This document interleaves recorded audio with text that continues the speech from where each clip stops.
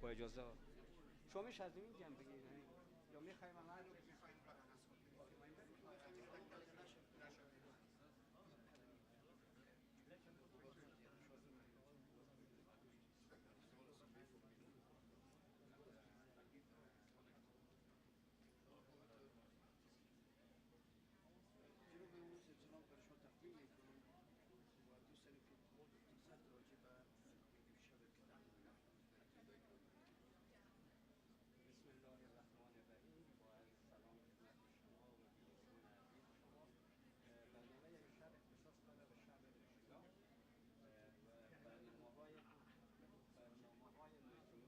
محرم ما از سه‌شنبه هفته جولای آغاز شده و تا جلو روزه جولای تا 11 شب متوالی ما برنامه‌های سوگواری داریم.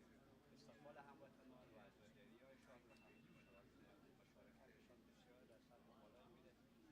البته این جامعه اسلامی افغان‌ها مربوط به تمام افغان‌های عزیز ما میباشند. ما بسیار خوشحال میشیم که تعداد بیشتری از عزیزان در این مراسم سوگواری داشته باشیم. با تشکر از شما که تشریف آوردید و همین شما فقط یک چیز اضافه کردید که به همه مسلمانان تعلق داره، اما در افغانستان فعلا گفتن که شما مجالس عزاداری بگیرید ولی از اهل تسلیم شما دعوت نکنید. آیا منطق داره این؟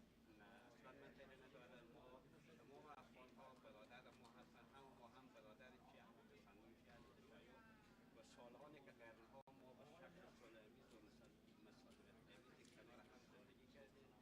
وحدت اسلامی، وحدت ملی همیشه بود. کسایی که علاقه‌مند به اشتراک ما با کار داریم ولی ما همون روش وحدت و روش همبستگی جامعه اسلامی همیشه در طول 34 سال موجودیت خود داشته همچنان ادامه می‌دهیم و قدم هر هموطن عزیز به جامعه اسلامی بیشتر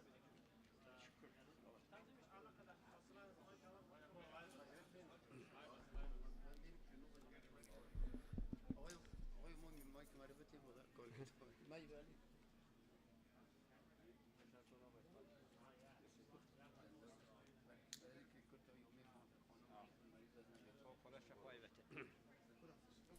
اجماعاً صلوات.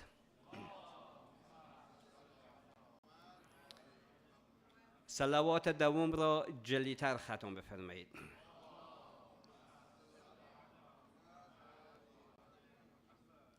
بسم الله الرحمن الرحیم. حضار محترم، بینندگان عزیز آنلاین، سلام ها و احترام ما تقدیم شما عزیزان باد. حضور شما عزاداران حسینی را در ویژه برنامه شب عاشورا در این مرکز خیر مقدم عرض می نماییم. با نام و یاد حضرت حق و با سلام و صلوات بر پیامبر بزرگوار اسلام و خاندان مطهرش می آغازیم این ویژه برنامه را با آیات آسمانی وحی که توسط برادر گرامی جناب آقای حاج حبیب علیزاده قرائت می شود. اجماعاً صلوات.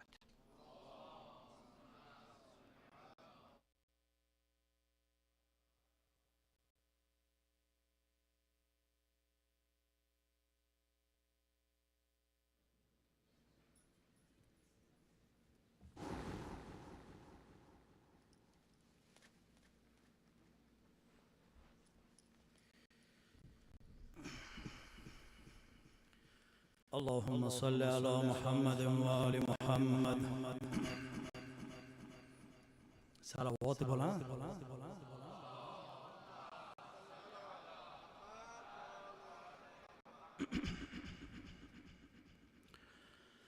أعوذ بالله من الشيطان الرجيم.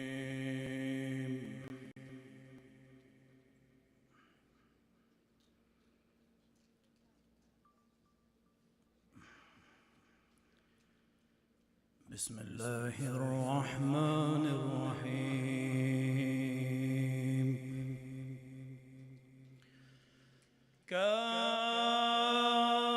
كافها يا عين صاد.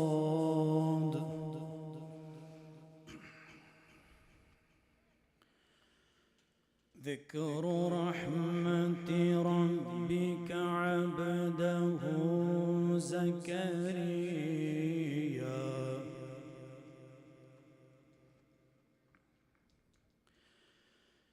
إذ نادى ربه نداء خفيا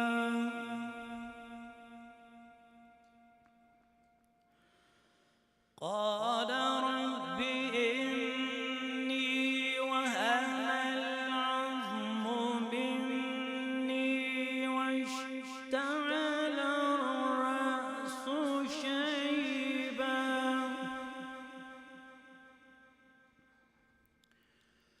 واشتعل الرأس شيبا ولم أكن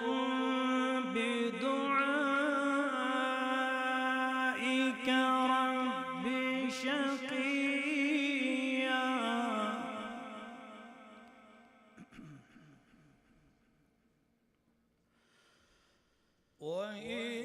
وإني خفت الموالي من ورائي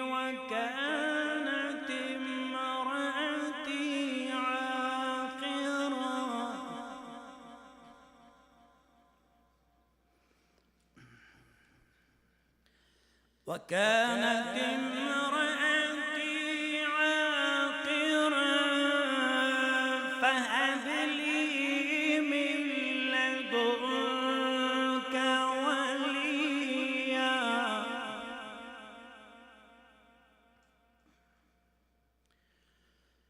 يرثني ويرث من آل يعقوب واجعله ربي رضيا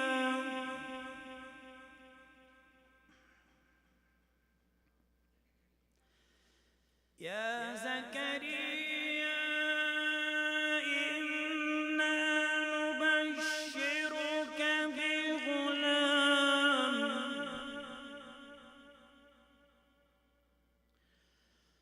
بغلام اسمه يحيى لم نجعل له من قبل سميا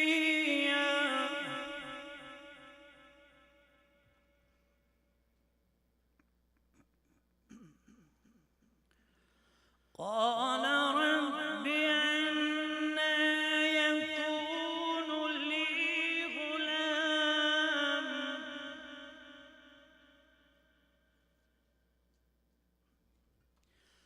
قال رب أنى يكون لي غلام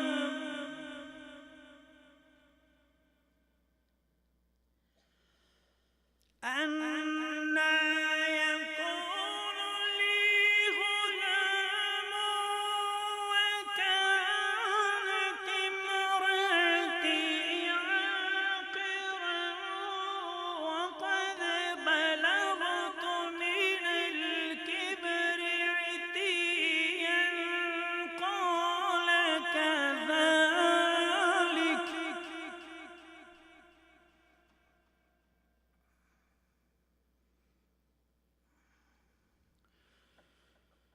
قال ربك هو علي هين وقد خلقتك من قبل ولم تك شيئا قال رب اجعل لي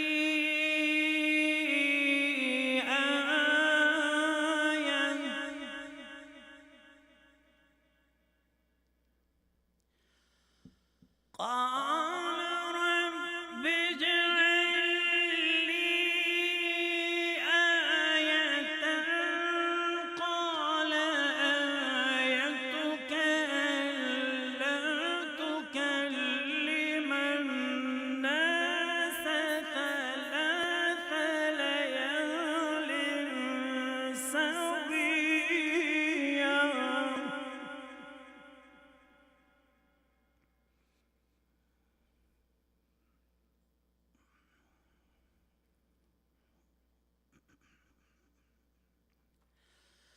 فخرج على قومه من المحراب فأوحى إليهم أن سبحوا بكرة وعشيا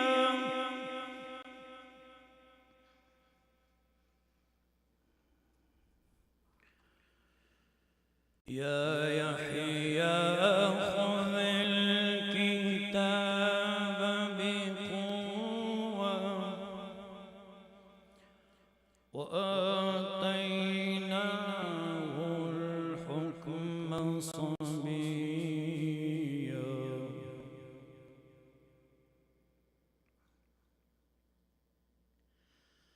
وحنانا من لدنا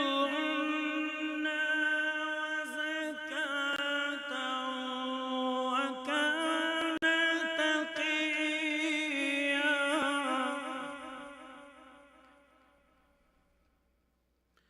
وبرا بوالديه ولم يكن جبارا عصيا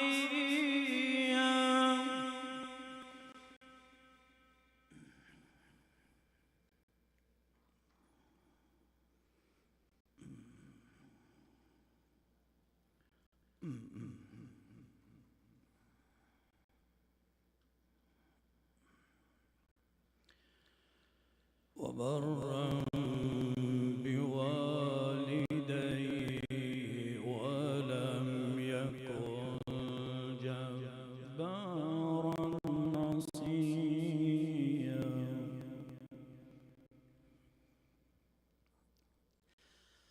وبرا بوالديه ولم يكن جبارا عصيا وسلام عليه يوم ولد ويوم يموت ويوم يبعث حيا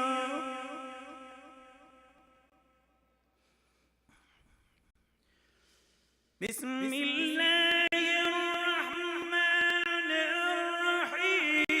الرحيم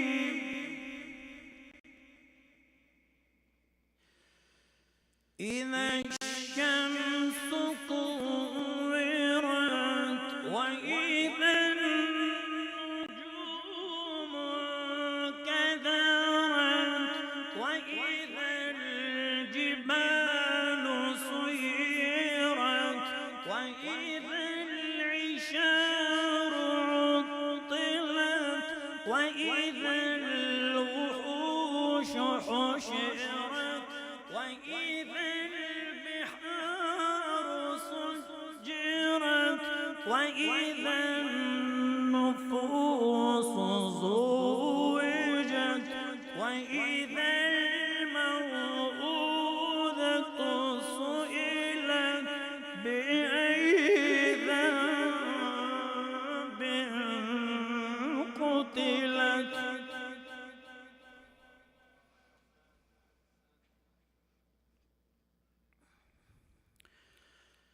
وإذا الصحف نشرت وإذا السماء كشطت وإذا الجحيم صعرت وإذا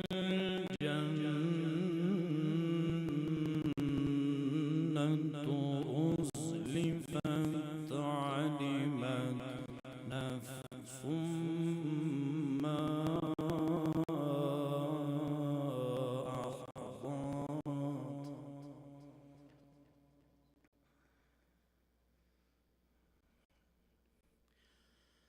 فلا أقسم بالخنس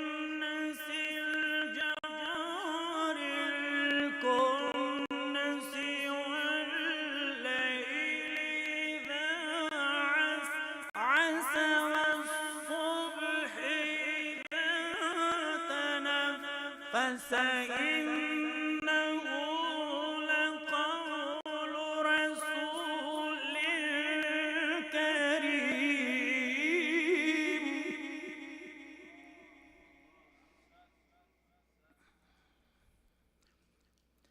ذي قوة عند ذي العرش مكين مطاع ثم أمين وما صاحبكم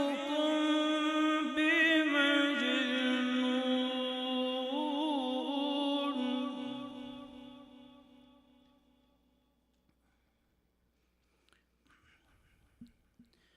ولقد رآه بالأفق المبين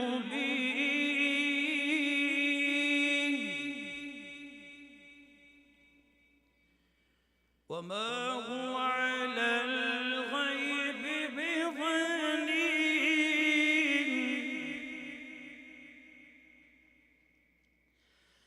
ولقد رآه بالأفق المبين وما هو على الغيب بضنين وما هو بقول شيطان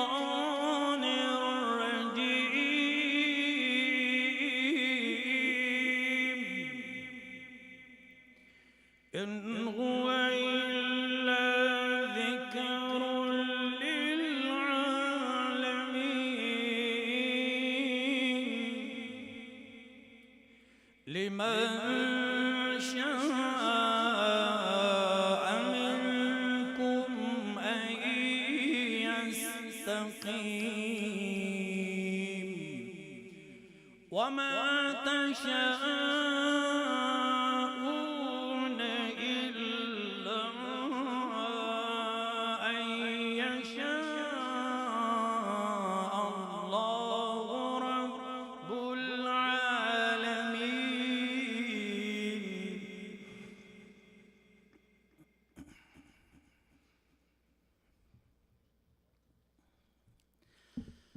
الله أكبر بسم الله الرحمن الرحيم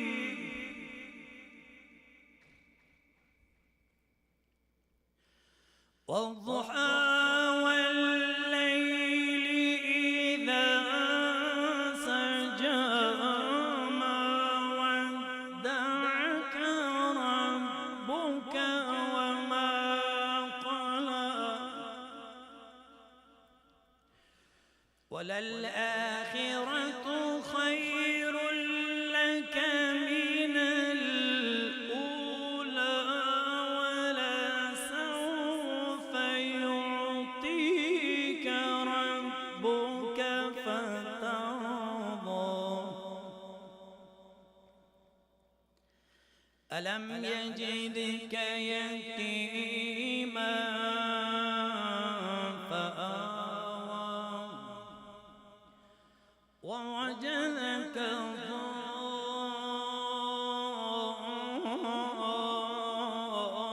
ضالا فهدى ووجدك عائلا فأغنى فأما اليتيم فلا تقهر وأما السائل فلا تنهر وأما بنعمة ربك فحدث صدق الله العلي العظيم اللهم صل على وسلم وزد وبارك على رسول الله وآله الأطهار على رسول الله وصحبه الأخيار. اللهم اجل في فرج مولانا صاحب العصر والزمان. برای تعجیل فرج مولانا صاحب العصر والزمان صلوات جلی ختم. صل علی محمد و آل محمد. استفاده کردیم از قرائت دلنشین و دلپذیر جناب آقای علی زاده، عمر و عزتشان زیاد.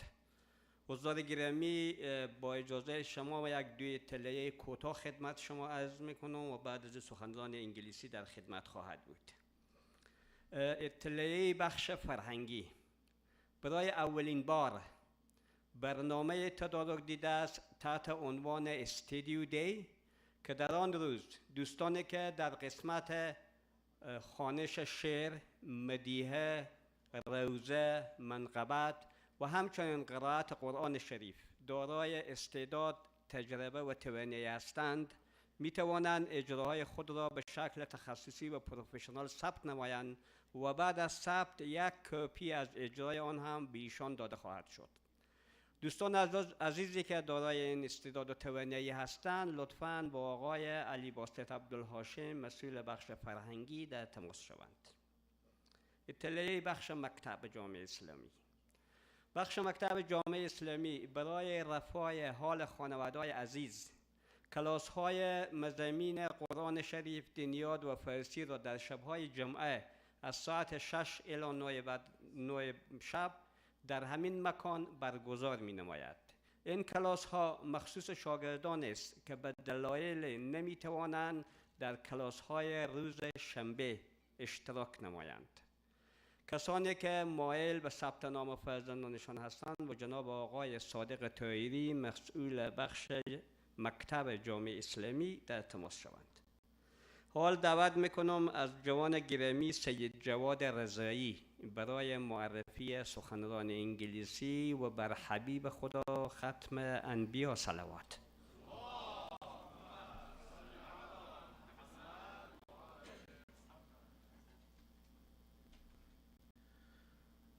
Can I please ask the sisters and brothers to move forward with a loud salawat?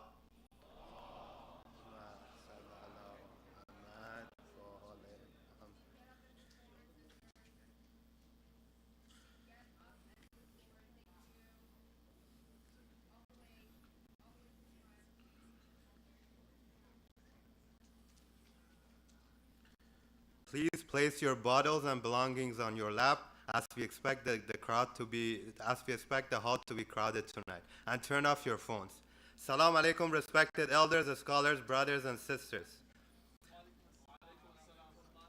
On behalf of the African Youth Committee, I'd like to welcome you to the 7th night of our Muharram 2024 programs. Before we get to tonight's lecture, we have a few notes and announcements. There will be a Q&A session with Sayyid Mohammed Hassan AlSheraa after namaz in the 8th room. Tonight it is open to sisters only.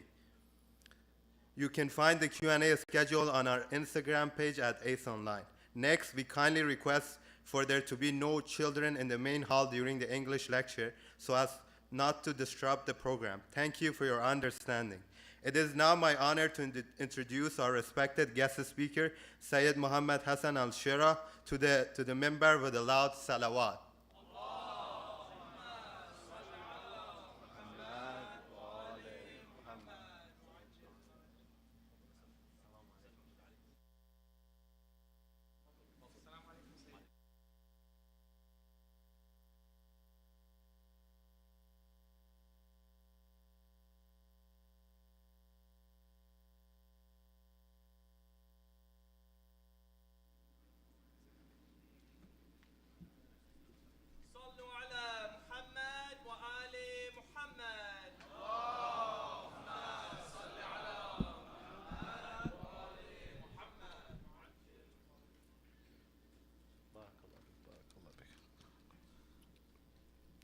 رحم الله من قرأ سورة المباركة الفاتحة. بسم الله الرحمن الرحيم. الرحمن الرحيم مالك يوم الدين.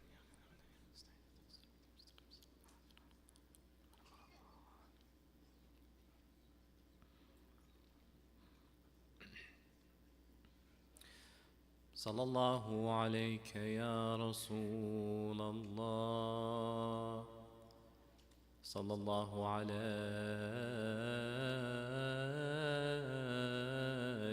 يا مولاي يا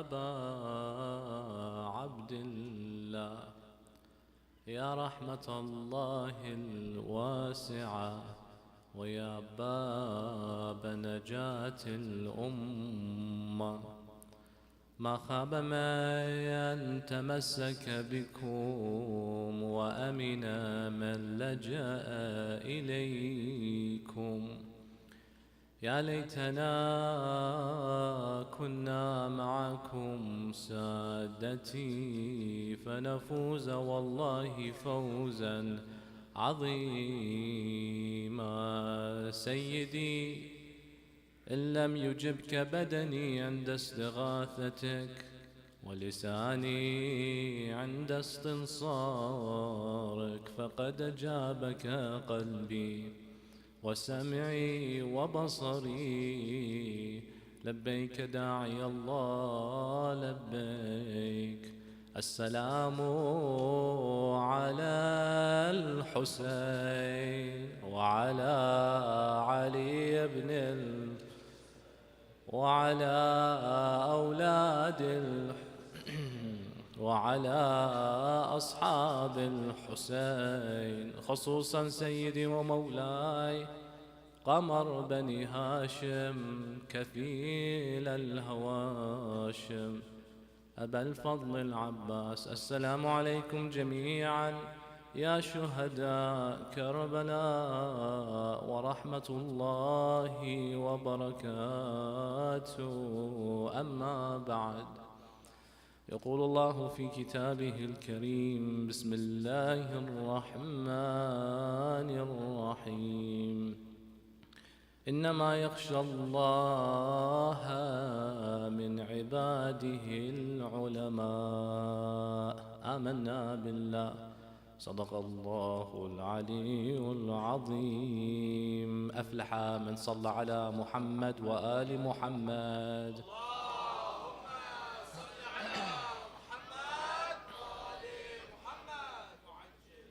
My dear respected brothers and sisters in Islam, Assalamu alaikum jami'an wa rahmatullahi wa barakatuh. What defines a true alim? The ulama, there are numerous reports from the Imams of Ahlul Bayt and the Messenger of God, and even before them, Allah within the Quran, are seen as the second greatest thing to the infallibles of the creation of Allah. We have traditions of the like such as al-ulama warathatul anbiya, that the alim is the product of the prophet. The anbiya left behind inheritance to this temporary abode we call ad-dunya. What they left behind were the ulama. They are the recipients of that which the prophets of God's, from 124,000 of them, they are that produce. They are that fruit. They are that extension. We have traditions like the ink of the scholar is more valuable than the blood of the martyr. This is a sahih hadith without shadow of doubt. It is to highlight that anyone who becomes a shaheed in the way of Allah, they took the advice of the alim first.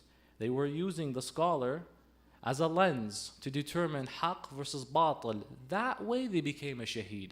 Therefore, the ink of the scholar, the fatwa, the statement, the writing, that is much more valuable than the dam of the shaheed. Now, of course, it's even more honorable to be an alim that's a shaheed at the same exact time. Notice that the word alim is general. It's a'am. Anyone can be an alim.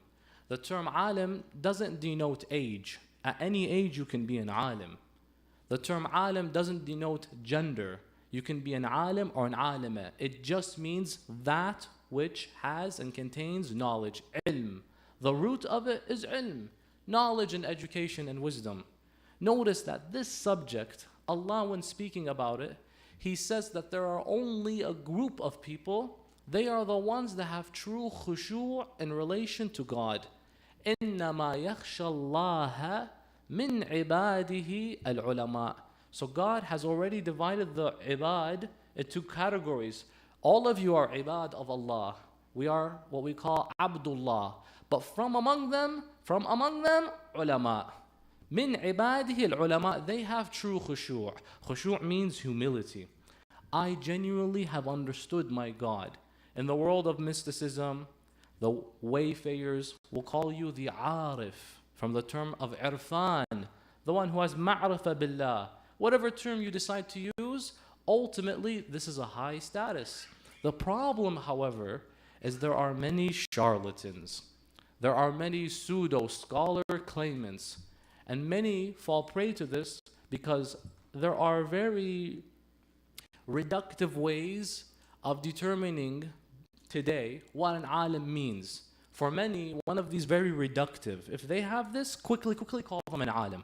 For example, if they are a speaker, just because the person can say a few words together, make them sound nice, doesn't mean they are a scholar. Not every speaker is a scholar.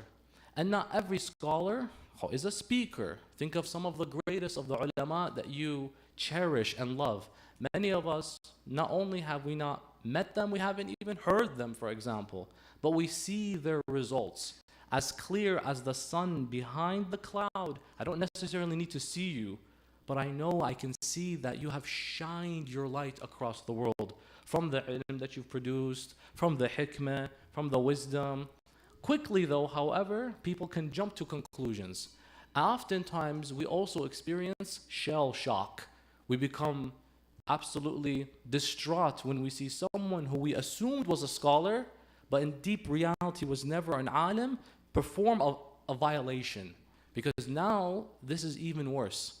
We have one quote by one of the greatest ulama to have walked this earth. He says, إِذَا فَسَدَ الْعَالِمْ فَسَدَ الْعَالَمْ. If the scholar becomes corrupt, the alim, the world becomes corrupt. Because how many people anchor their life on the ulama at the end of the day? But here's the question. Is someone, or is a scholar, someone who is ever able to become corrupt? If they've genuinely understood the teachings and the ma'alim of Ahlul Bayt, a true alim, if you have ilm, you would never separate from it. You would never let go of it. So deep down inside, was this person a genuine scholar from the get-go and the beginning? So we have to identify some of these red flags quickly. The first of this is, I've heard a speaker say it, but we use speaker and scholar interchangeable. Brothers and sisters, that is dangerous. We are treading dangerous waters. In conclusion, the institution of the scholastic seminary of the 1,400 years of effort that was paved through the pen and blood of our scholars exists for a reason. If a speaker hasn't touched that institution, be it in the house of Qom, be it in the house of Najaf al-Ashraf, Babu Madinati Ilmi Rasulillah, be it in Mashhad, be it in Tehran, be it in elsewhere where there is a credible institution, if they haven't touched that world, then they cannot claim the title of being an alim. CV, resume, look at what they have to offer. Not just because someone's not an alim or an alimah, by the way. Let's not forget, this is not gender exclusive. May Allah have mercy on the marhuma, al-alima, al-fadila, al-mujtahida, al-sayyida, Amin al-Sadr, the sister shahida of a Sayyid Shahid Muhammad Baqir al-Sadr, or the daughter of Ayatollah al-Sayyid al-Barujurdi. He personally trained her and she became a mujtahida. Or the wife of Ayatollah al-Sheikh Mishkini, she became a mujtahida fadila. We have many of these wonderful examples of Ayatollah women folk as well, who are genuine mujtahids, studied the halal of Muhammad, the haram of Muhammad, and they knew the ahkam of Muhammad and al-Muhammad, and they attained that high, beautiful status. However, just because someone isn't a scholar, that doesn't mean they can't share their opinion. Because if people are entitled to their opinion, they have the right to share it as well. The only concern is when we start asking them for fiqh-related questions. What's your opinion on this matter? You shouldn't have an opinion if the scholars have given their opinion already. You are entitled to one, but you can't share weak information out there. That is going to spread fitna and corruption. You're entitled to your point of view, but we can't be in a place and we have no right to say this is the way, when I know for a fact I haven't even bothered reading the Holy Quran.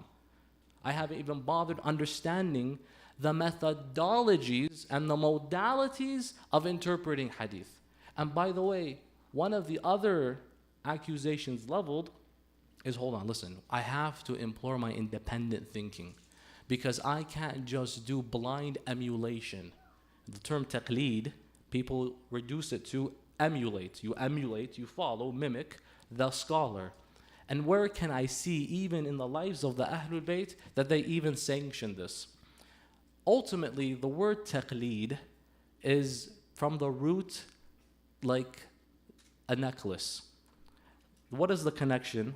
A necklace in Arabic is called qilada. It's something you wear around your neck. It's an expression to say that I have put my area of jurisprudence and Islamic law around your neck. So if I'm wrong, I just followed your advice. Because naturally, there are scriptural ways to look at this and there are logical ways. Logically, very simply put, if there are two very highly achieved and accomplished doctors, surgeons, when it's surgery, it's not a joke, by the way. So go to a doctor, what's your advice? Okay, I might follow your advice, but when you're under the knife, it's different. I want the best quality surgeon.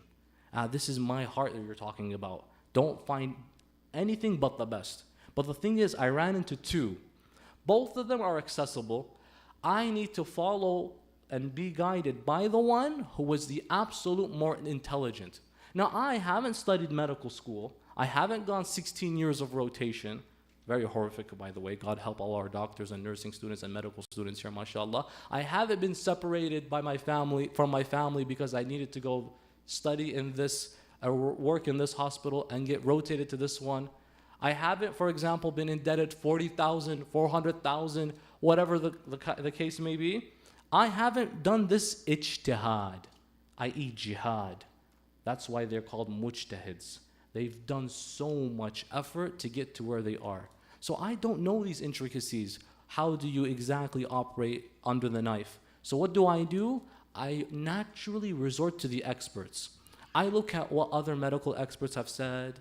I see some of the reviews. I read into the hospital they manage, their department, and then I decide I'm going to follow your advice. Even if it makes no sense to me. We don't have a problem following the advice of a medical, physical doctor and scholar, but many run to quickly judge and say, why should we follow the advice of a spiritual doctor?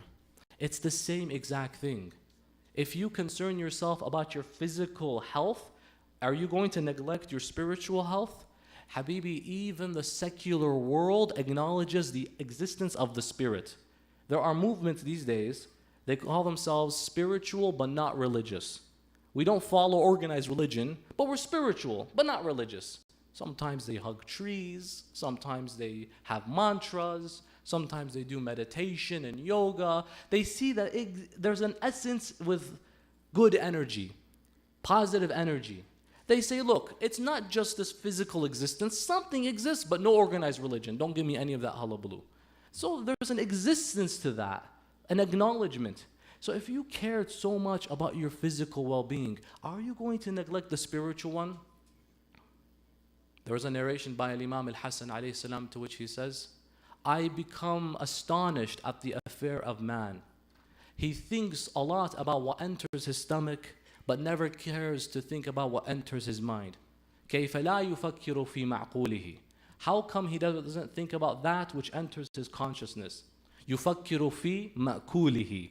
But he thinks about that which he eats often.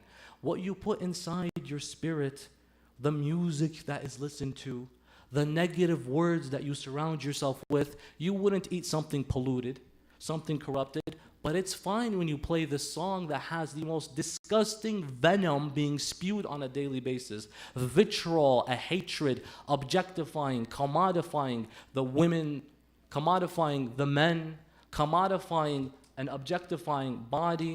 We can even use terms that I don't even want to entertain, unbefitting for this member. Hedonism, materialism to the highest degree, that's easy for you to have in your brain. The body will get weak, but the brain, consciousness, the spirit, the nafs, the ruh, it is real. The non-Muslim acknowledges it. So who do I go for that? The arif. I need to go to the one that has attained the highest level of bliss. One of the greatest ways to determine if a scholar is a scholar is if they don't call themselves a scholar. Because a scholar knows that there's no need to show my credentials. My actions speak louder. My actions speak louder than my words.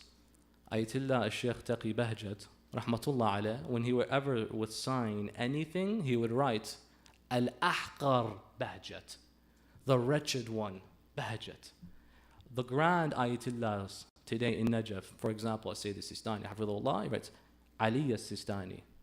Oftentimes, if someone comes and says in front of you, yes, I have 1, 2, and 3, please refer to me as this from now on, you're asking from people to, look, I won't humble myself to come down to your level.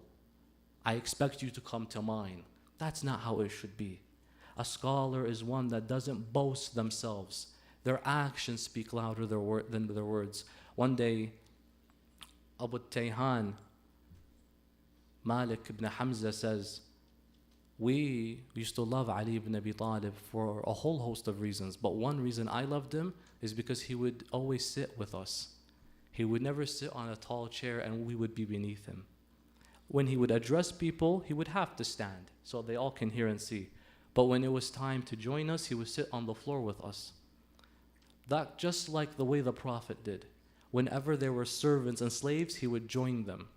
One day, Imam al-Hussein himself was walking through Kufa and he saw a bunch of slaves and homeless gathering together, eating some of the humble food they had for the day, bread and some oil and some salt. They said to him, Ya Aba Abdullah, hayya bina, come and join us. Imam al-Hussein says, that's fine. He comes and sits on the street and joins them and eats. The Imam, after he finishes, he says, لَقَدْ أَجَبْتَكُمْ فَأَجِيبُونِي. I have answered you, now you must answer me. They said, so what do you want? I invite you all to my home right now. This was Ahlul Bayt. These were the Ahl Bayt of karama and generosity and dignity. Not saying, I'm too high, I'm too above, willing to go to the lowest of society, just to say that, look, I am one of you. Just like our messenger of God, إِنَّمَا أَنَا بَشَرٌ مِثْلُكُمْ. I am just like another human among you. The only difference, yuha ilay. I just received revelation. Such that he was always involved with the people and their affairs. They would say, مَا لِي هَذَا الرَّسُولِ يَأْكُلُ الطَّعَامُ وَيَمْشِي فِي الْأَسْوَاقِ. What kind of a Rasul is this supposed to be? He eats the food we eat and he walks in our markets. How is this a genuine, real messenger of God? Because he can only be that way if you want to relate to him. God is so good that he gave you a messenger that you could say, I can follow you because you are someone I can relate to. Many youth ask this, how can I relate to the Ahlul Bayt? They're so perfect. Well, hold on. But they are humans and you are human. And when they get cut, they bleed and you bleed. The only difference is they are the recipients of God's revelation and divine order. One day, a man came to Al-Imam As-Sadiq and he said to him, Ya ibn Rasulillah, can you sin? That's the question that people ask. Can the Ahlul Bayt sin? Or is it impossible? It's a theological question. Imam As-Sadiq said, I can sin. There's nothing stopping me from taking that and drinking that and saying that and doing that and not praying. I can sin. I just choose never to do so. The man said, I still can't process. Can you explain? Imam As-Sadiq says, do you have some time? Follow me. Imam As-Sadiq took him to a butcher shop. And in the butcher shop, you guys know what a butcher is, the one who deals with meat and begins to process it. He says to the butcher, do you have those leftovers, old scraps of meat that no one wants to eat from the animal? I don't know, you could say some regions and parts that people avoid. This part is not meant to be eaten. Do you have that? The butcher said, yes, yabna Rasulullah, but the thing is, it's really dirty, it's filthy. Are you sure you want to see it? He's like, yeah, I really do. The man said, it's in the back. So Imam al-Sadiq took the person asking him initially, are you able to sin? He takes him to this room and he looks at it. I can imagine the man is like holding his nose. He says, what is this? Imam al-Sadiq said, do you see that? He says, yeah. He says, will you ever eat it? He says, no way. Imam al-Sadiq said, would you even think about eating it? He says, I wouldn't even think about eating it, let alone eat it. He says, this is how we view sinning. Not only do we never do it, we don't even think about doing it. The man said, this is why you guys are those who are the recipients of Allah's Risalah. Because it's not like Allah designed you impossible to make sin. Nothing, like you said, is stopping you. But you view sin the same way you view eating this rubbish and leftover trash. If you next time, now you find the formula clear, if you next time see yourself on the brink of sinning, view that like a qadara. View that like something, like it's a defilement. It's gross, because many of the sins are entertaining, drinking. But in reality, just think deeply. After the drink, that hangover they talk about is the most painful and shameful experience. It's the most pathetic. In 2018, CNN issued a research article by Oxford University where they examined over 24,000 test subjects. It turns out that there is absolutely no safe level of consuming alcohol. Any amount reduces the size of the brain's gray matter. 2018, they brought this forth. So at the moment, it's all glam, it's all fun. In reality, there is something that's going to bring about destruction to your existence and your essence. Hence, Allah subhanahu wa ta'ala, 1400 years ago says that إنما الخمر والميسر والأنصاب والأزلام رجس من عمل الشيطان فاجتنبوه. That surely drinking is from the defilements of shaitan. Given all of this, we reach a point that the next best thing are all the ulama. The scholars of the Imams of Ahlul Bayt, they today, alhamdulillah, we can see the outcome of their efforts. That they are no longer just scholars, they become leaders for us. That whatever they order, you can even find the likes such as other world leaders taking their example. When the Pope visits one of your scholars, be proud. When the Yazidi women who were butchered and subject to rape by Daesh need shelter, and they're given homes in Babu Madinatu Ilmi Rasulillah in Najaf al-Ashraf from the stipend of the Hawza students, be proud. When your scholar is nominated 4 times for the Nobel Peace Prize, be proud. And this is one scholar I'm mentioning. All of our ulama are beacons that should make you and I proud. In 2015, Samahat Ayatollah Sayyid Muhammad Jawad al-Alawi al-Barujurdi, one of our maraji in Qom, wrote a letter to the Buddhist Dalai Lama, the Buddhist Marja, if you will. This is when the Myanmar crisis went on, when the Buddhist monks were killing Muslims in Myanmar, the Rohingya crisis. He wrote a letter to him saying, if you claim to be a man of peace, flaunting that Nobel Peace Prize, in your backyard, innocents are being killed because they say, La ilaha illallah. Address this. The Dalai Lama received his letter and sent a letter back to him. And he said, this is under our concern and we will address this. It is of the biggest concern to us. After a year, they stopped it because pressure was piling on. Now that, I can't say is the only reason why, political decisions of course, but a variable that we should remember is our ulama are always there when the going gets tough.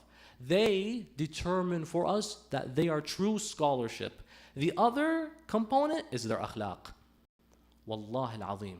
The akhlaq of the Ahlul Bayt can be found in the akhlaq of some of our ulama. The way you see their humility and humbleness. There is a hadith that mentions, I had the honor of sitting next to one of our maraja and translating from Arabic to the English for a ziyarah group. And I remember I had some trouble translating, not because I didn't know what he was saying, but every time this scholar would speak, I personally was fixed, staring into his eyes, that sometimes I would doze off and I would not pay attention to the words. And I found it difficult for some reason, even though the advice is simple and I was jotting it down. I don't know why. It was sometimes I found myself just getting a bit distracted. And then I realized what's happening.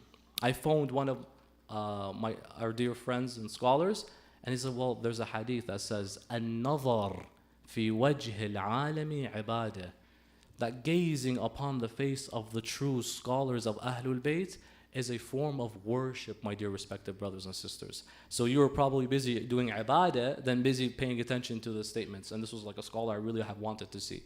Given all of that, there are sometimes charlatans, my dear respected brothers and sisters. There is a man, don't be deceived. A true alim can be identified. Remember the akhlaq. Remember, there's no ego. They're showing, believe me, I'm a true scholar. Their actions speak louder. There are charlatans out there. There was a man by the name of Shuraih al-Qadi. Shuraih al-Qadi was a judge that was placed in Basra, south of Iraq, and he was placed by Umar ibn al-Khattab as the judge. When Imam Amir al-Mu'mineen came, Imam Ali left him. He didn't act against the teachings of the Kitab and the Sunnah of the Messenger. He kept him. Later on, when Ubaydullah ibn Ziyad, this is what a judge, when Ubaydullah ibn Ziyad came to Kufa, he wanted to justify shar'an, the killing of Imam al-Hussein. Sometimes you think often, these guys are barbaric. They just killed and killed and killed. They had justification, or at least pseudo-motivation, proving that what they were doing was sanctioned by Allah. Do you remember Ibn Ziyad when he sees Sayyida Zaynab in court? What does he say to her? كَيْفَ رَأَيْتِ صُنْعَ اللَّهِ بِأَخِيكِ. How do you see what God has done? They're always justifying this religiously. It wasn't us. Allah had you killed. You were Khawarij. Shuraih is in Kufa. He's this big scholar. Big beard. Big turban. Don't be deceived by looks, brothers and sisters. You can have an alim, 5 years old, like Jawad al-A'imma. Or you can have someone old as Nuh and have that ilm be impeccable. Don't be deceived by looks or age or gender. These ulama, they transcend all these qualities. He calls Shuraih. Who? Ubaydullah ibn Ziyad. Shuraih says what? I need a death fatwa. Death fatwa. Shuraih says, who?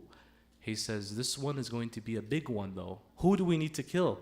He says, Hussein ibn Ali. He's on his way. I need you to justify that his death was sanctioned by Allah. You're the scholar here. Shuraih didn't think he was going to have to issue a fatwa against Sayyid al-Shuhada. So you know what he said? He says, Ya ibn Ziyad, this one is going to cost you some money. Hussein's blood is not cheap. He says, how much do you want? He says, how much do you think? He says, would you like 10,000 dinar? You know how much 10,000 dinar is? Dinar is gold. A dirham is silver. 1 dinar gold is equivalent to 10 darahim. Did you want 10,000? Says no. 500 dinar is equivalent to $2,000 today. He says no. How much? You decide. 50,000 dinar, that's a lot of money. It's like, no, not for the blood of Hussein. It has to be more than that. I'll be big heat for doing this fatwa. He said, how much? Eventually, Ibn Ziyad said they agreed on 400,000 dinar. He says, I'm going to write you the mother of all fatwas. He wrote it down, stamped it with his pathetic seal, and he came outside and the crowd was gathering. Shuraih had a big announcement. The marja is going to issue, and he is the furthest things from our maraja. Should even mention in the same sentence. He's going to issue this big scholar. What is this statement? He reads it out loud. Bismillah ar-Rahman ar-Rahim. Inna al-Hussein kharaja an dini jaddah fayuqtal bisayfi jaddah. Hussein has left the deen of his grandfather. So now he will be killed with the same sword of his grandfather, Shuraih al-Qadi. when they had religious justification, and no one wants to jump political, oftentimes there are many world leaders, they don't have the religious background, so they'll get the scholar and say, you justify what we're going to do on a political level, so we can kill. People will fight us, but if we have religious justification, people will be more accepted of this. Shuraih does that. There are pseudo-scholars, they exist, but they were ever scholars? Never were they ever scholars of Ahlul Bayt. Because an alim sees the truth and the haqiqah. What were they? These were just sources of some pieces of information, but what differentiates a true alim is if they have hikmah, if they're hakim. Because a hakim knows how to use ilm. An alim who is just a source of information just has ilm. But if you know how to use it, you become a hakim and hakim in this regard. And Imam al-Sadiq alayhi salam taught us, من نظر في حلالنا وحرامنا وعرف أحكامنا فعلى العوام أن يقلدوه. This is a Sahih hadith. Aban bin Taghlib narrates as well, Sahih and Thiqah, that he or she, whoever looks into our halal and our haram and knows our ahkam, then upon the laity, this is me, you, all of us, upon us is to follow them from a logical point of view and perspective. It doesn't even stop there. Al-Imam al-Hujjah himself dealt with pseudo-scholars that came forth and took advantage of the ghaibah. Hence why Shaykh al-Saduq mentions that in the time of the dhuhur, there will be fake scholarly claimants. Again, fake. And when I say fake, it's not like we never thought this would be the case. We always thought you were an upright person. It was always quite clear. Akhlaq was never there. My father says in Qom al-Muqaddasa, 30 years ago, there was a friend that he had in the Hawza. He says this man genuinely was one of the most bright students I've ever seen, studying under the grandest of maraja'. But I always noticed something about him. My father says he would always use profanity, always use ill and dirty language. It's like it's so wrong that here you are quoting this qa'ida usuliyya, this principle in al-amarat, this qa'ida fiqhiyya, and you could just pull them from your memory, but you use fushuh, dirty language. Do you know what happened to this guy? He became a top quality, whatever you want to call him. Eventually, he became a Wahhabi. He left the way of Ahlul Bayt, he became a Wahhabi. Then, after he became a Wahhabi, he moved away to a Wahhabi central area. Afterwards, he also left Wahhabism and he became a secular news analyst. Hussein al-Mu'ayyad. Look him up later. Hussein al-Mu'ayyad. You find photos, Shia scholar attire, non-Shia scholar attire, then a suit and a tie. The levels he went through. At the very beginning, you could see that if a person doesn't have the akhlaq, they're not going to get far. Shaykh al-Saduq mentions that some will emerge from this category of pseudo-scholar claimants, and they will see the Imam and will say, Irja' ibn Fatima haythu atayt, la hajata lana bik. Go back to where you came from, O son of Zahra. We don't need you, because if you come, who's going to follow us now? Who's going to send us now? Who's going to take our claims anymore? Go back to where you came from. And Imam al-Mahdi made a clear announcement through his last wakil, through his last safir, Ali bin Muhammad. He said, I'm going to die in 3 days, the last wakil of Imam al-Mahdi. But before I go, I'm going to make a large announcement. أما الحوادث الواقعة فارجعوا فيها إلى روات حديثنا فإنهم حجتي عليكم وأنا حجة الله.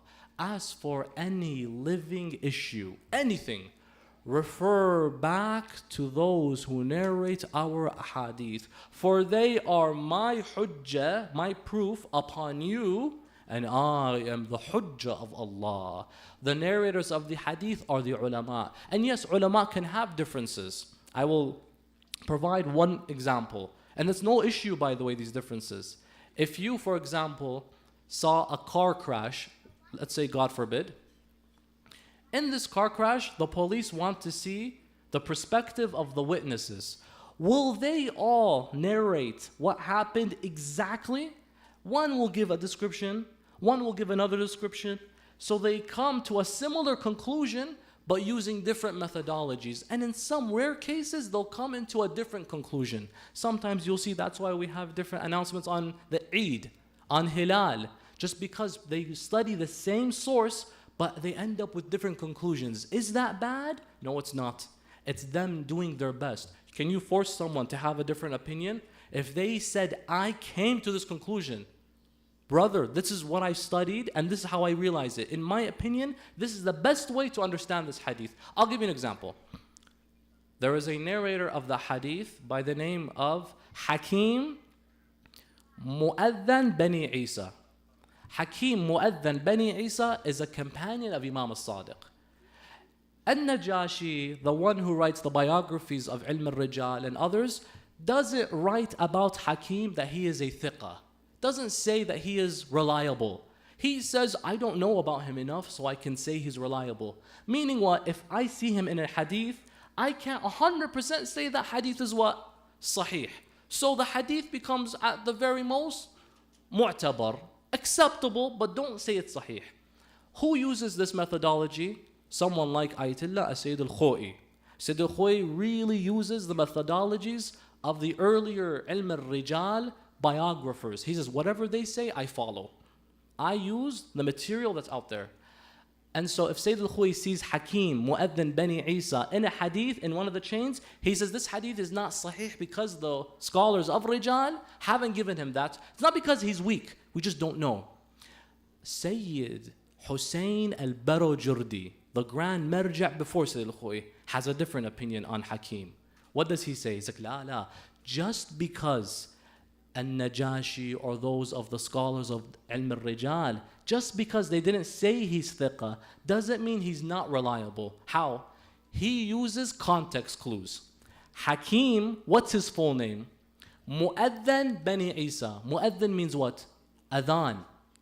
He gets that title how? Because back then especially, to be a mu'adhan, brothers and sisters, means it was a paid position. Now the mu'adhin doesn't get paid, although some of the guys that do adhan would wish we could pay them, inshallah. Hopefully we can give them something.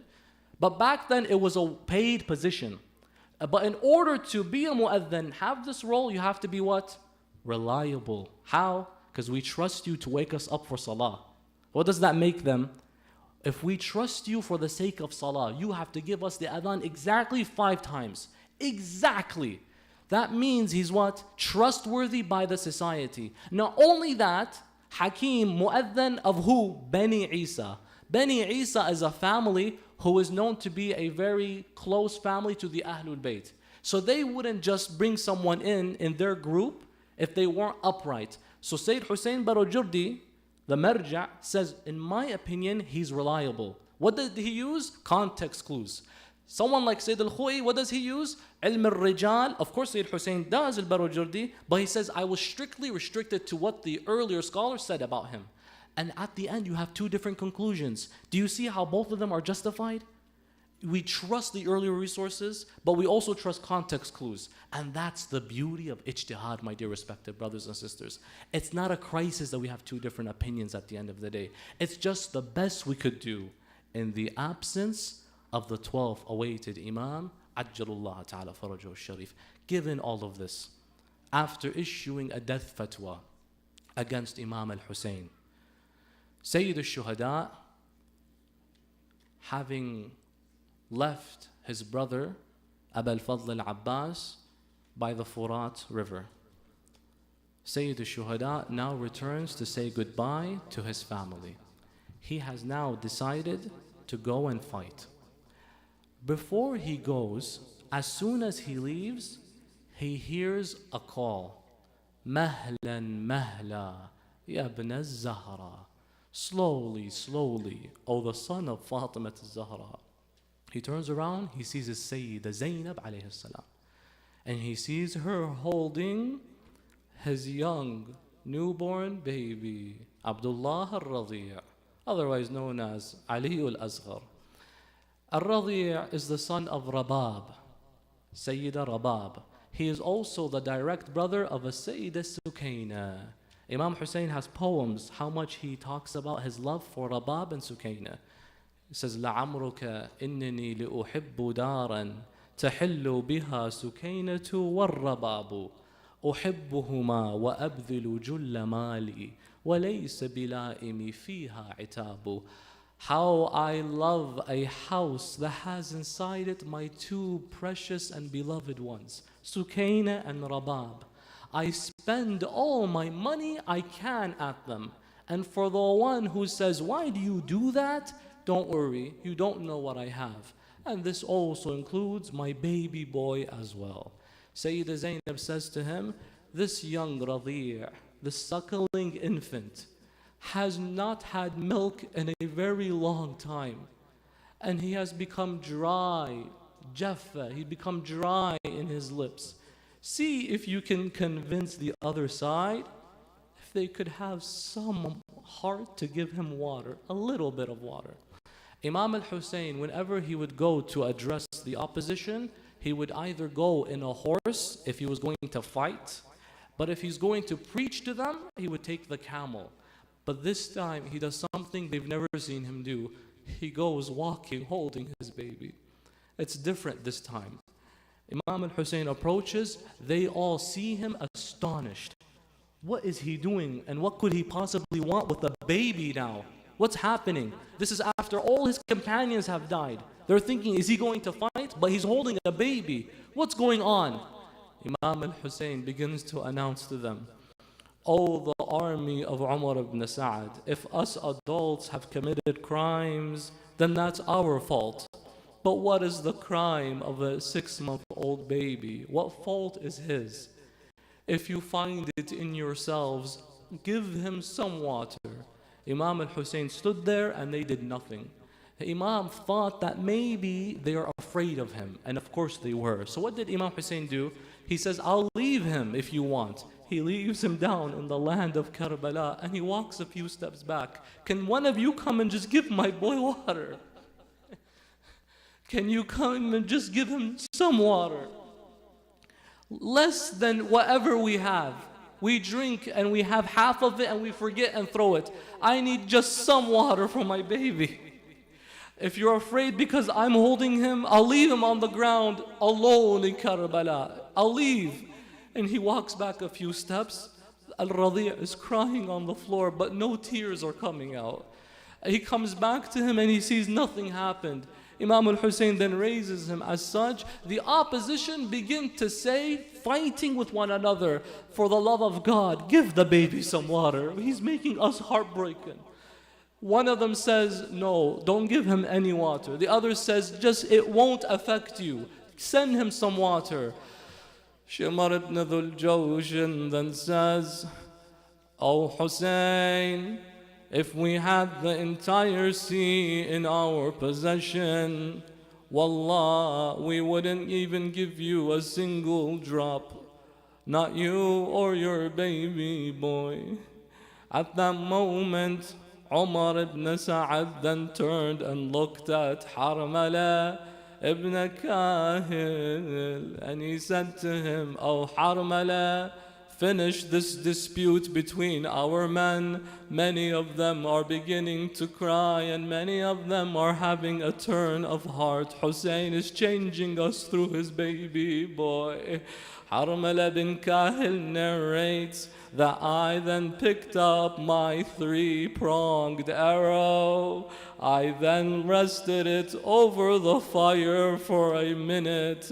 I then got my arrow. I looked to see what was happening and I see Hussein holding his baby, asking, "Will there anyone come and give him some water?" And so I saw for a moment the neck of the baby exposed. And then I decided to take that arrow and I decided to pull it back in my bow, and I can see the young baby of Imam al-Hussein,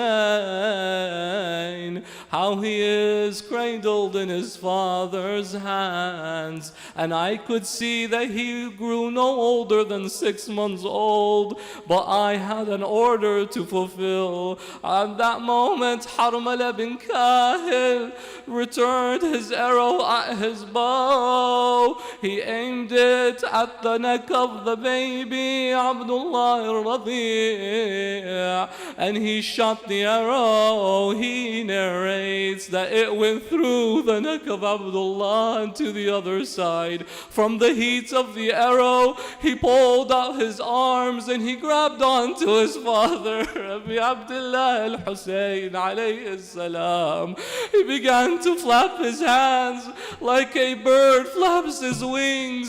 Abu Abdullah al-Hussein, already with his heart broken and torn, he collects the blood from the neck of his son and he tells him, ease and ease, soon you will be comforted, my beloved baby.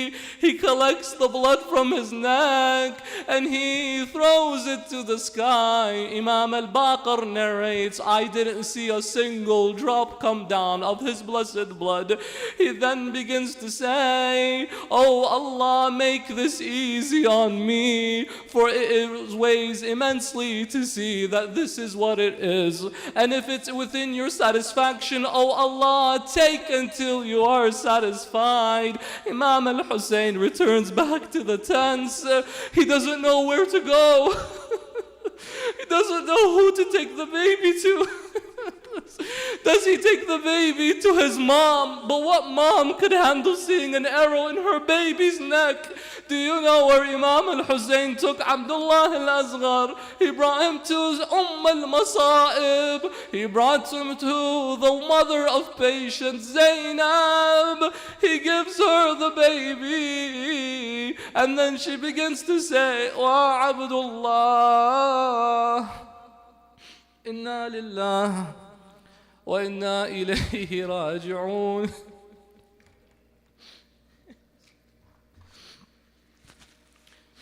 وسيعلم الذين ظلموا أي منقلب ينقلبون والعاقبة للمتقين. فرج عنا يا الله يا الله يا الله يا الله يا الله يا الله يا الله يا الله يا الله يا الله. اللهم بفاطمة وأبيها وبعلها وبنيها فرج عنا، شافي مرضانا، اقضي حوائجنا، فرج عنا. وإلى أرواح العلماء والشهداء سيما من أوصانا بالدعاء، رحم الله من قرأ سورة المباركة الفاتحة بعد الصلاة على محمد وآل محمد.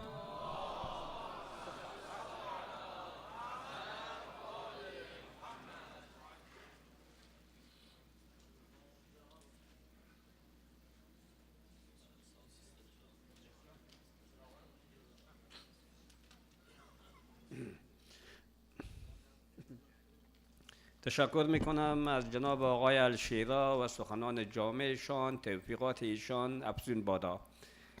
دوستان عزیز، حضار گرامی، بینندگان عزیز، در این بخش دعوت میکنم از برادران بزرگوار جناب آقای شریفی، جناب آقای حمید، جناب آقای زربی و جناب آقای کمیل ابراهیمی که درباره برنامه‌های آینده جامعه اسلامی صحبت‌های با ما و شما دارند. اجماعاً صلوات.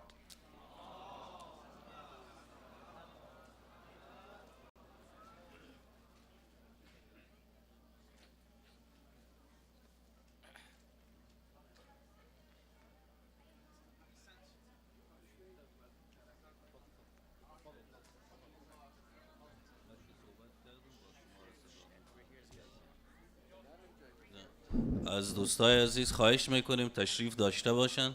We request everyone, brothers and sisters, to be seated.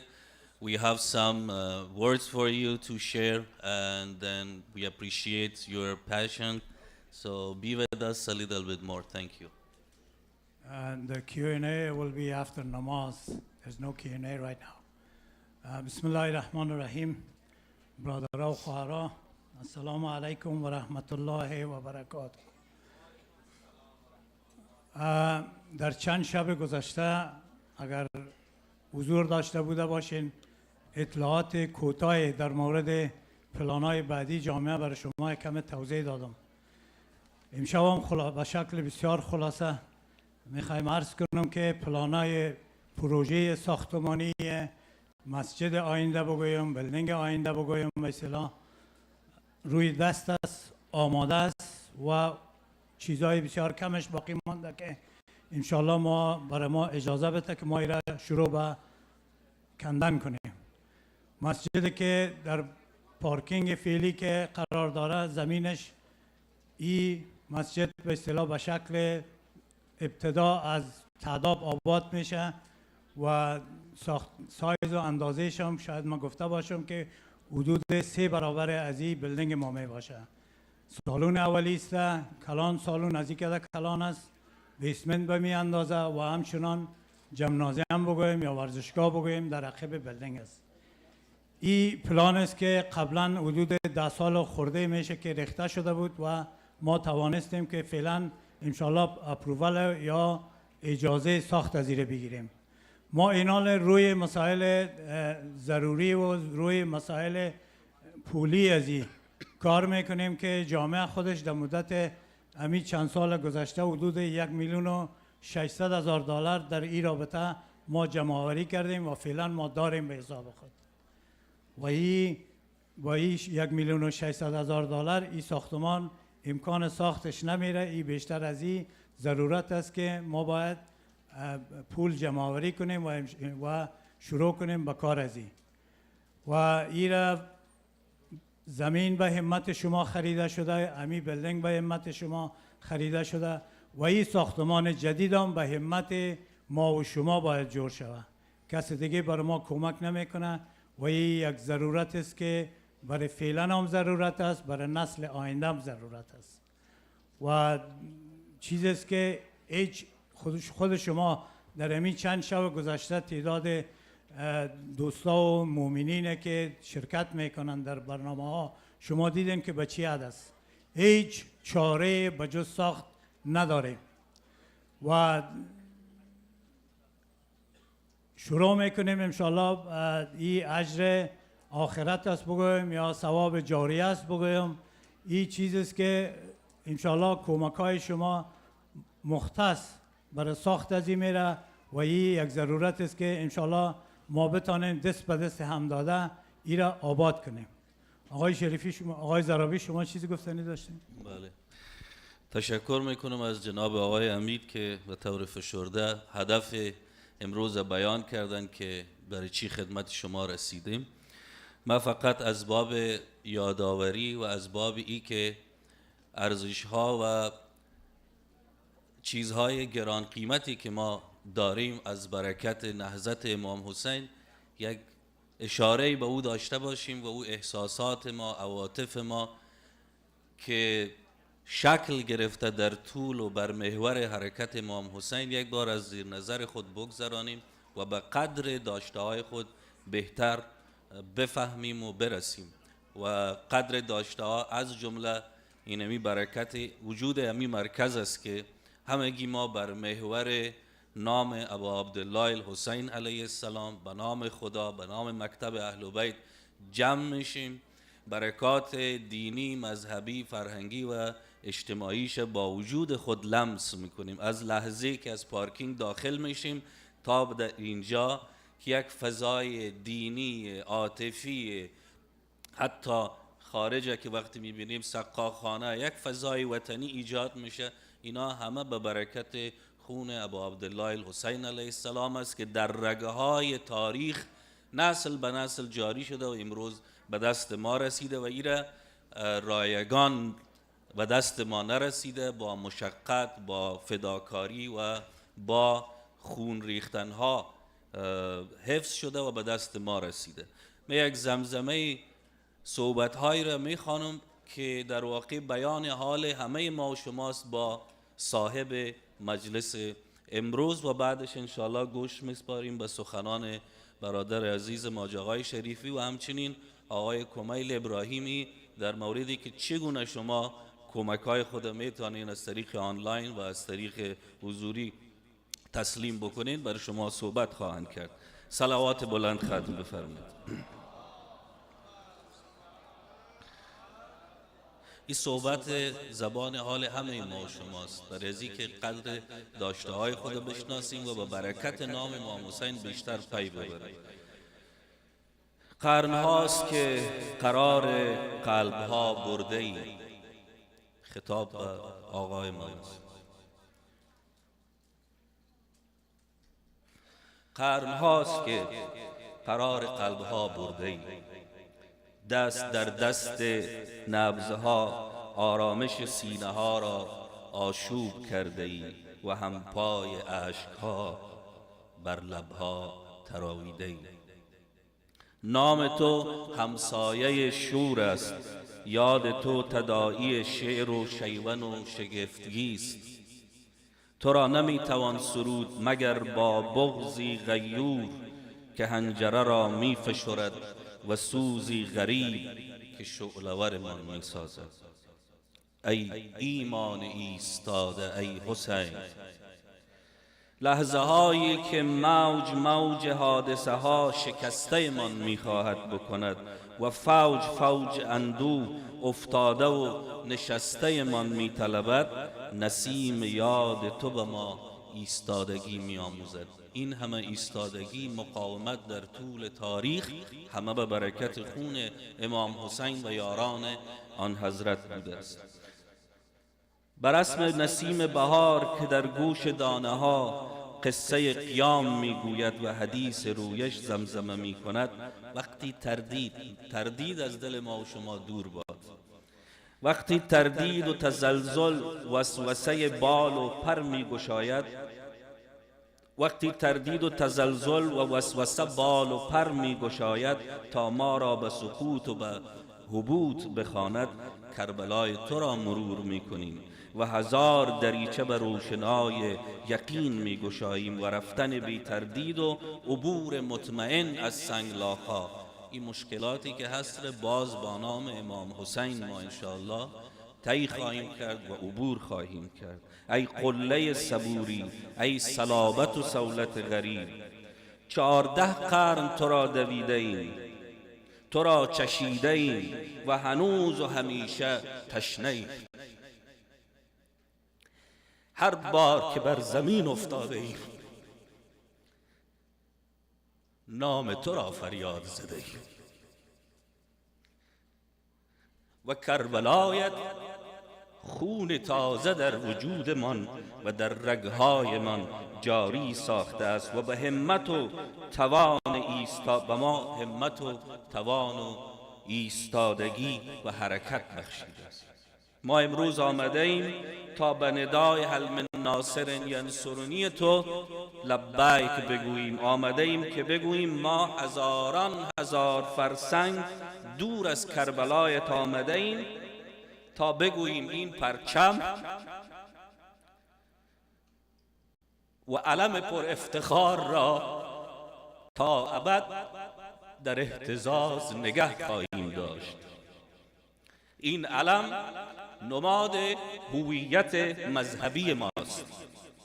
این علم نماد رشادت، انسانیت، اخلاق، کرامت و آموزه های انسانی و اخلاقی است که در کربلا با سیره مبارکت به جهان بشریت عرضه کردیم. حسینی زیستن یعنی مسئولیت شناسی و مسئولیت پذیری در راه اهداف بزرگ.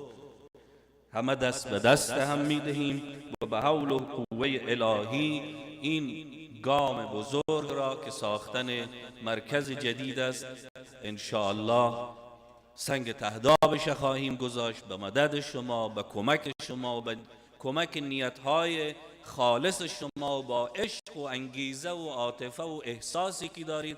من مطمئنم انشاءالله دستهایی که امروز به سوی شما دراز میشه خالی نخواهید گذاشت. برای سلامت خودتان و سلامت همه حضار و عزاداران حسینی صلوات بلند ختم.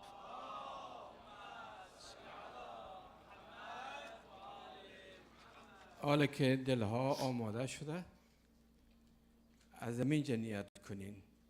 لبیک یا حسین. دست بالا کنین. لبیک یا حسین. ماشاءالله. لبیک یا حسین. مولای ما شاهد باش که این عزیزایی که در اینجا هستن اینا آمدن که همیشه پرچم تو را برافراشتن نگاه بکنن و این خودگذاری را تابال کردن و بازم میکنن. یقین دارم که این برادر و خواهران ما را تنها نمیگذارد. اگر زحمت نشه که همین تصویر لطف کنیم پرتین.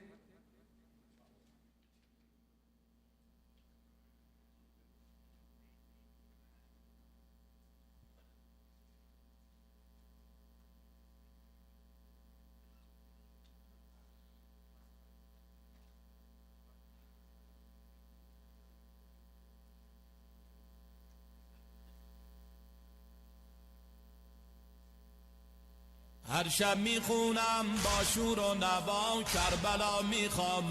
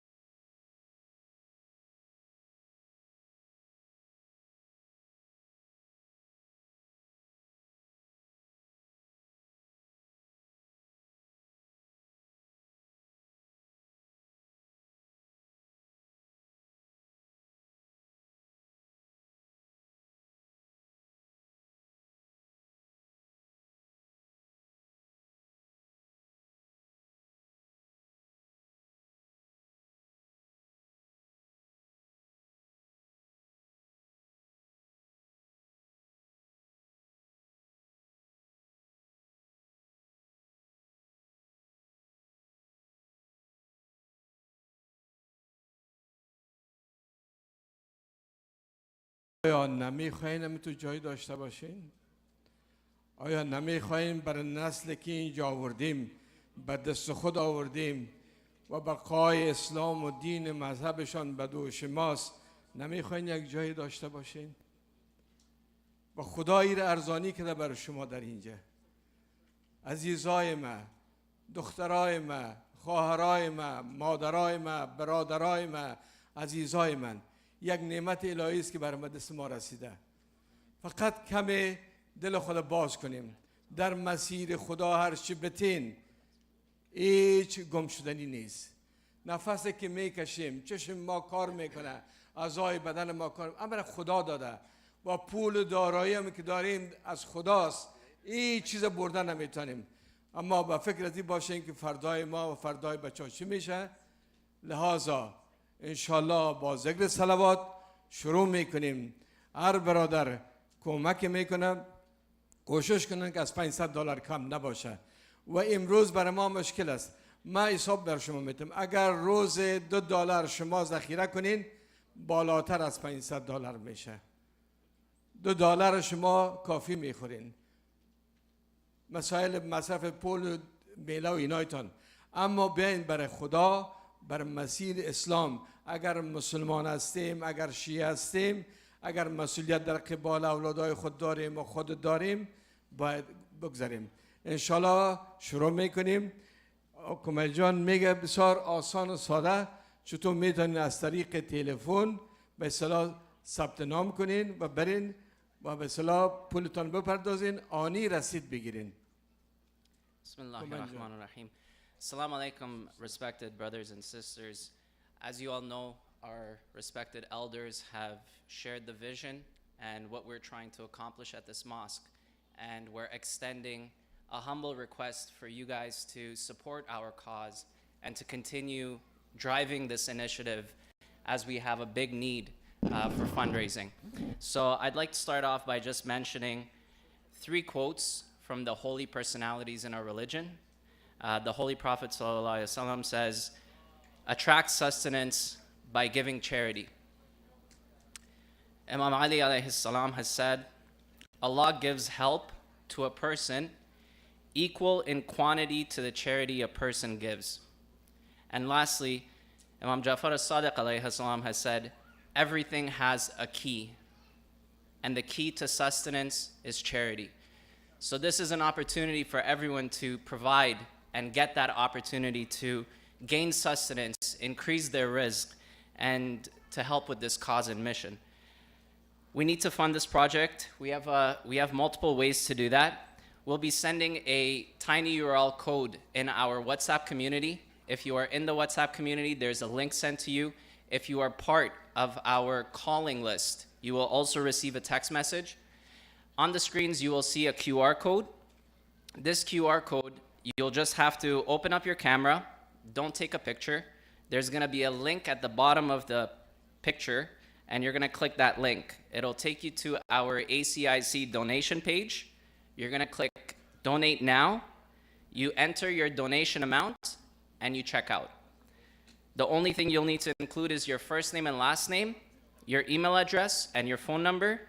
We accept Apple Pay, which means anyone who has a phone with them, whether it's Apple Pay, Google Pay, Android devices, we've made it very accessible for you to donate with your help.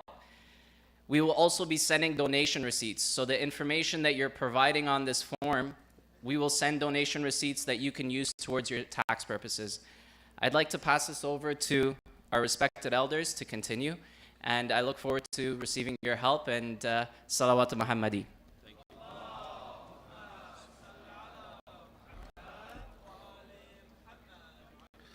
خب اولین کمک که دست ما رسیده و میخوانم خدمت شما آقای خب از طرف رحیم بیکری $1300 قنادی رحیم اگر درست خوانده باشم مبلغ $1300 کمک کردن برایشان صلوات بلند ختم بفرمایید. ابراهیم جان محمد هم $1000 کمک کردن، از اینا هم تشکر میکنیم. when you get cash money, please fill up a form and put the name, or at least just put like anonymous or something so we don't, yeah please, thank you. آقای علی جان جعفرزاده از عکاسی علی مبلغ $2000 کمک کردن، برای سلامتیشان صلوات بلند ختم فرمایید. کمیل جان دونیشن پلش بتشانه. آجی صاحب محمد حسین احمدی $2000. اللهم صل علی محمد. برادر ما عبدالعزیز رسول $1000. آجی مهدی رسول $500. میشه که 3-4 تا را بخوانید باز یک صلوات بگیم برای همگی که وقت ما هم کم. وحید عزیزی $500. زبی الله $500. انجینیر صاحب آصف اکبری $1000. آجی صاحب عباس رمضانی $500. برادر ما محمد احمدی $500. و در ضمن اینا عرض کردن که ما بعد از محرم انشالله پرده های جامعه را کلش اینا در گردن گرفتن که تبدیل کنن. صلوات برای همه از این دوستات. خب آقای خالد اکبری مبلغ $1000. آقای عبدالرؤوف عزیزه و خانم عزیزه توکلی مبلغ $7,000 کمک کردند و خانم تینا سید هم $1,000 کمک کردند. برای همه عزیزان ما یک صلوات بلند ختم بفرمایید. این برادرها و خواهرایی که زیر 500 کمک میکنه انشالله اگر وقت یافتیم میخوانیم، اگر نیافتیم باز انشالله فردا شب یک برنامه را داریم. اونایی که نیت دارن یا مثلا یک چیز دیگه که توضیح بهتون میست که این پولایی را که شما وعده میتین لازم نیست که فردا بیارین، میتونین مثلا ماه بعدی به اصطلاح شما ما این پروژه را خوب به اصطلاح فعلا فردا و پس فردا آغاز نمیکنیم ساختنش. شما نیت کنین انشالله خداوند میرسانه و هر وقتی به دستان رسید امیره بیارین تقدیم جامعه کنین. ما منتظر هستیم که عزیزایی که از طریق آنلاین کمک میکنن نامایشان در پروژکتور انداخته میشه. They can see their names. So whoever contributes toward our online portal, your name will be displayed on the screen right here. حمیده کاظمی آرزو کیدرینگ $1,500. ادریس جان پیوند $500. عبدالقیوم رضازاده $1,050.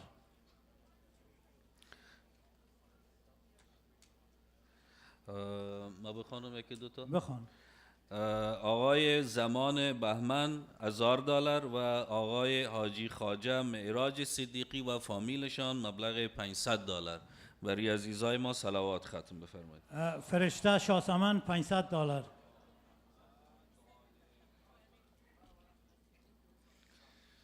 فاطمه شفا $500. خواهر ما صوفیا احمدیار مبلغ $2,000 کمک کردن، برشان صلوات ختم بفرمایید. از طرف فامیل اکبر مرادی $2,000. سید جوارشها پرویز $1,000. صلوات ختم. اللهم صل علی تورپیکای رسول $500. عارفه درویش $500. موسی داوری مهوش داوری ببخشید مهوش داوری $500. آقای سید مختار داوری $500. صلوات برای دوستا ختم کنید. خانم حمیده حسین زاده $500. کسایی که آنلاین کمک میکنن امو عد اکثرش مکزیممش 1000 است. اگه شما میخواین بیشتر کمک کنید میتونین 2 دفعه 3 دفعه در ترانزکشن های مختلف کمکتان بکنین. If you want to make a donation more than 1,000 you can do it in 2 or 3 transactions. Thank you. سکینه گلستانی $500. زهرا حیدری $500. بیبی حاجی نیره پیوند $1,000. بله. خانم ریمه شریفی $500. انصار رضایی $1,500. صلوات ختم کنیم برای همه دوستان. برادرها و خواهرایی که آنلاین ما را میبینن میتونن که آنلاین پی کنن، میتونن با وبسایت خود جامعه رفته آنلاین پی کنن از طریق خود وبسایت جامعه afghancanada.com. شما که باز کنین اونجا میتونین در منطقه دونیشن میتونین کلیک کنین و شما را راهنمایی میکنن. آقای سید عبدالله اصغری $500. عزیزی که نخواستن نام خود بنویسن $500. فامیل محترم صفدری $2,000. آقای علی فرهید $700. نرگس خانم شیدا، شهرام شیدا، محمد اکرم شیدا و مروه شیدا $1,000. آقای بهرام نصرت $500 و تایگر آرو پارتس $2,000. برای همه عزیزان ما یک صلوات بلند ختم کنید. سینا پژمان $500. 700 است؟ اوکی. دیگه نیست؟ من اینجا وقت کافی دارم که خب من اینو چند تا نام دیگه دارم، بخوانید شما اگه دارید. بخونه. فامیل محترم فرزام، اجتالا که اشتباه نکرده باشم، فرزام $1000. آقای صفی الله محمد یوسف فامیلشان $500. ایوا احمد $500. مختار جان احمد $500. برای مرحوم آجی جاوید ابراهیمی خداوند ایشان را رحمت کنه $500. آقای خب ببخشید خواهر ما رقیه مرادی $500. آقای حیدری سید بصیر $700.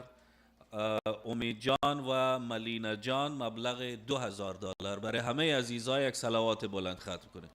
اللهم صل علی. ما تا وقت نماز مزاحم شما خواهیم بود، بعدش انشاءالله به طرف ادامه برنامه میریم. یونیک آرو کلیژن سنتر $3000. سید جواد عظیمی $500. آقای عبدالعظیم بها هم $500. صلوات برای دو عزیز ما هم ختم کنید بلند. اللهم صل علی محمد. مختار روان $500. حاجی فقط حاجی نوشته $500. حاجی بهمن مسافر $500. ناهید رسول $500. برای سینا پژمان بازم $500 کش نمیفهم، پیشترم خواندم. سجاد قنبر $500 و گیتی عشقیزاده $500. صلوات برای همه از اینا ختم کنه. اللهم صل علی محمد و آل محمد. برای مرحوم آقای جلیل عبید سروری از عزیزایی که در امی جامعه بودن $1000 برشان کمک کردن، یک صلوات برشان ختم بفرمایید. جاوید رضاپور $1000. زهرا حیدری $500 و منتظر خب بهرام فرزام $1000. خواهر ما زینب لالی و شاکره لالی $1000. آقای سجاد رضایی $500. آقای سهرابی کوثر، آقای کوثر سهرابی $500. برای همه عزیزای ما صلوات ختم بفرمایید. حلیمه محسنی $1000. سهیلا شاسمن $500. زحل شاسمن $500 و از طرف انوشه رؤوف، ببخشید اگر من کدام اسم را اشتباه میکنم، به خاطر عزیز که بسیار یک رقم نوشته شده که خواندنش سخت است، دیگه مرا ببخشین با بزرگواریتان. انوشه رؤوف گفتم $1000 و کش بخیالم تقدیم کردن. دوم دیگه در این قسمت براتون عرض کنم، اینایی که اینجا پلتفرم دادن پول پیششان نیست، هر وقتی که خواستن میتونن بیارن در جامعه، میتونن آنلاین، اگر باز ما اسمشان سر میتیم با این پلتفرم ها رو ما نگاه میکنیم و در ضمن عرض کنم که دونیشن های کمک هایی که میکنین اینا کلش تکس دیدکتیبل است، میتونین با تکس هایتان اینا را کلیم کنین نشانه. آقای ظاهر نجفی $500. آقای حبیب الله حیدری $500. آقای سلین لیان و الینا خواهراستند دیگه حتما $500. حاجی محمد حسن رحیمی $500. حاجی عبدالکریم قاسمی $500 و آقای دکتر مسعود بیات مبلغ $1000. صلوات دست جمعی برشان ختم کنید. اللهم صل علی. البته یک توضیح هم بدم، عزیزایی که کمتر از 500 کمک کردن به معنای از این نیست که خدای ناخواسته کمکشان برای ما قابل قدر نباشه. تعدادش زیاده، انشالله همه را پسانتر در صورت وقت یا فردا شب همه را انشالله میخوانیم که ذکر نام همه عزیزا در امی برنامه ثبت شد و انشالله همه معجور نزد خداوند بزرگ و خداوند سبحان انشالله. Global JDM Auto Parts $1000 و خدا کنه که من اشتباه نخوانم میره ملی هستگ یا ملیواس حامد همینطور یک نوشته شده منتها خدا کنه اشتباه نباشه $1000 خداوند قبول کنه. صلوات بر از این دوستا ختم کنه. کسایی که از طریق او QR کد پی میکنن از مبلغ 100 تا $1000 که کمک کنن اسامیشان در این فهرست در این لیست شامل میشه. خب آقای رضا ناصری $500 و برای مرحوم الحاج نظر محمد علی زاده و خانمشان عاقله علی زاده از طرف ایشان $500 کمک کردن. برای شادی روی حاجی صاحب هم صلوات بلند ختم بفرمایید. اللهم صل علی محمد و آل خود آقای شریفی $500 صلوات ختم کنه. جهت اطلاع شما تا حالا نزدیک $10,000 از طریق آنلاین جمع آوری شده. این مبلغایی که روی کاغذها هست هنوز جمع حساب نکردیم، یک اپدیت خدمت شما داده باشیم. آقای احمد شاه سلطان زاده $1000، آقای سید انور موسوی $500 صلوات ختم کنید برشان. و تعداد خواهرها برادرای ما که از طریق آنلاین ما رو میبینند کوشش کنن که سهم بگیرن که به نصیب از این فیض نمانند. منتظر از هستیم که هر قدر زودتر انشالله پیامتان رایی کنین که خوانده شود. ممنون شما. فکر میکنم چند دقیقه بیشتر به نماز نمانده. بازم دوستایی که نیت میکنن کمک کنن میتونن اعلان کنن، میتونن برای فردا شب نگاهش کنن. ما فردا شب انشالله در خدمت شما هستیم. چند تای بخوانم از این آقای چیز است. آقای تقی غلامی $300، سید حامد ابراهیم پور $200، آقای علی زرابی $200، آقای محمد هاشمی $200، ولی جان محمد $100، ساحل حسین حسینی $10، بدون نام $20، سهیل احمدیار $200، میسم جان $50، ذکریا جان $300، نادر جان اخلاقی $100. برای همه عزیزای ما هم صلوات بلند ختم کنید. اگه شما هم دارین زیر 500 بخوانید که جا فرصت هست. فرزانه ناصری $500، علی رضا ندیم $500، خواهر ما لیلا نورزاد $200، نفیسه رحیمی $200، بیبی انجل بزنس $300، طاهر محمد $200، زکیه محمودی $200، حمیده غلام $300، مسعوده حسینی $200، مهوش شاسمن $200 و نونیم $200، لبیک یا حسین $200،